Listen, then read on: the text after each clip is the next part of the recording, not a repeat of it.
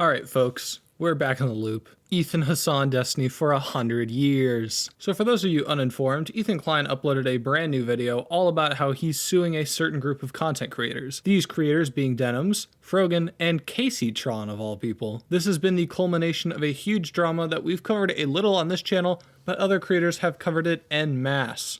Essentially, this is a long time coming. In the description of this video, you can actually find real legal documents in relation to the lawsuits against Frogan and Denims, and it seems like he's working on the Kaceytron one now. So for today's video, we're going to go over Ethan's video announcing the fact that he's suing these creators, and potentially looking at the legal documents provided in the description. But before we get into that, subscribe so that I can feed my starving family, and hey, drop a like.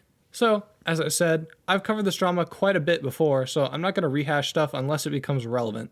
If you want more context as to who any of these creators are or the background behind this whole drama, you can go back and watch that coverage. What this whole lawsuit revolves around essentially is fair use. Ironic, Ethan helped define what is fair use in the early days of YouTube, and now he's helping define what is not fair use. The biggest offender of not using content fairly is of course Denims. When the content nuke came out originally, she flat out said to use her streams as a way to avoid watching the original and giving Ethan a view. As Ethan also points out, the H3 Snark and Denims herself said their goal was to take views away from Ethan Klein. Well, guys, if you enjoyed not giving any views to that terrible video, follow, subscribe, throw a prime. So it's not really going to be hard to argue that in court. Ethan also drops the bombshell that he registered this video with the Library of Congress, meaning he 100% has grounds to sue them for their reactions. Funnily enough, it turns out Denims isn't the only one. Frogan and Kaceytron did the exact same thing. They outright said that their goal was to take views away from Ethan. So yeah, these people are kind of fucking brain dead. I don't know why you'd say that on video. I'm honestly just kind of happy he's suing the most annoying people in this situation. I mean, real talk, these three are completely spineless people. I think I'm completely on board with generational debt for them. Ethan then shows off Kaceytron's reaction, which essentially just boiled down to her smoking weed. Come to think of it, I don't think I've ever seen Kaceytron create any worthwhile content. I have literally only ever seen her smoke weed. So we've gone over Denims and why she's getting sued, we went over Kacey and why she's getting sued, and now it's time to talk about the most untalented and unskilled out of all three of them, Frogan, the catalyst for the entire Hassan-Ethan drama. Essentially, she's just another case of blatantly stealing views from the content nuke and taking stride in doing so. At one point, she even pulls a Hassan and got up while the video played to go to the bathroom and came back confused as to what was even going on.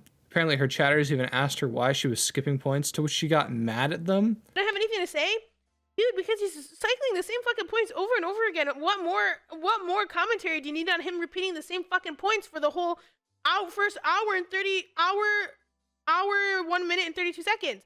Of all three people being sued, Frogan being sued is kind of the funniest since, as we've seen before, she's in a position in which she has to make emergency rent fund streams because she isn't making enough through streaming.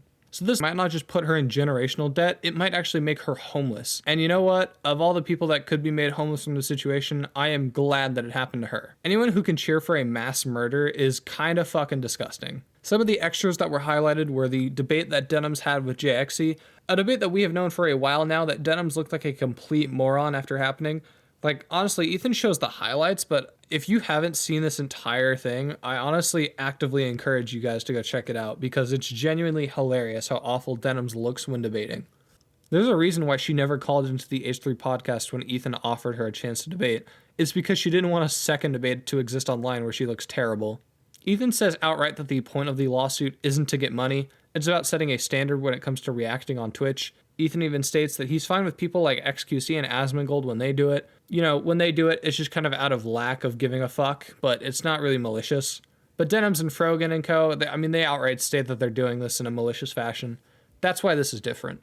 It's kind of ironic that just a short bit of time after Denims LARPed like she was going to sue Ethan Klein, he fucking pulls an Uno reverse card and is now suing her. Honestly, I think it's completely hilarious that this is happening to her.